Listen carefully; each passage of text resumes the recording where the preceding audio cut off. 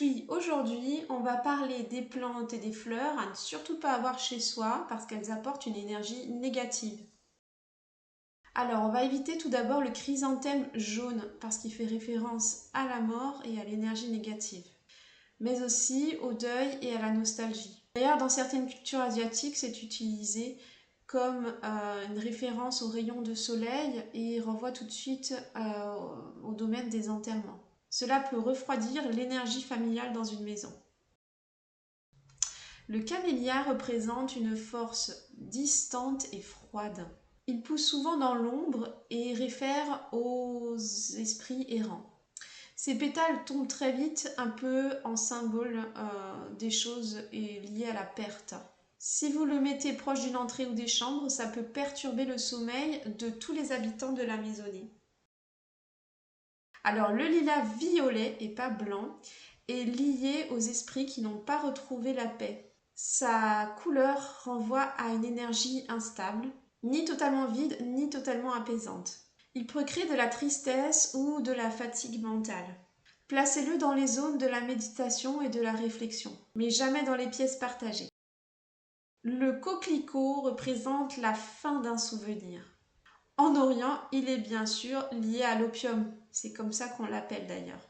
Il attire une énergie yin très lourde qui peut épuiser vos forces et vous amener à la somnolence en pleine journée.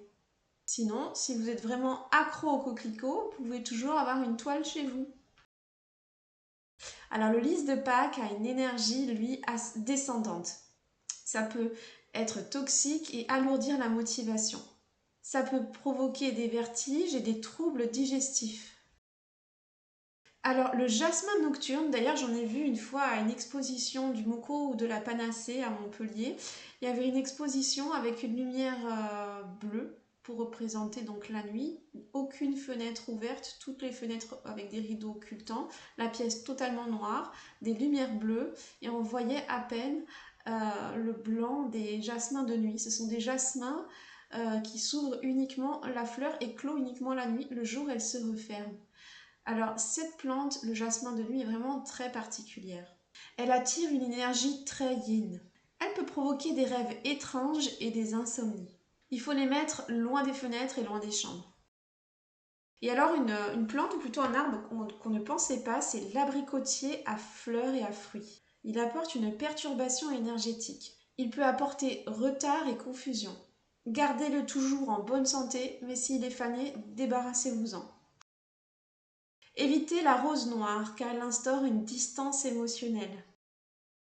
Et le pissenlit, qui peut paraître une plante assez joviale, et bien justement, elle apporte instabilité et dispersion. Elle ne va pas aider à votre concentration.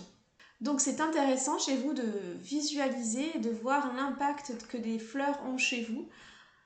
En plus de la fleur que c'est, pensez quand vous faites votre plan Bagua Feng Shui, donc votre carré de loshu, vous pouvez l'étendre à votre jardin en tirant des lignes.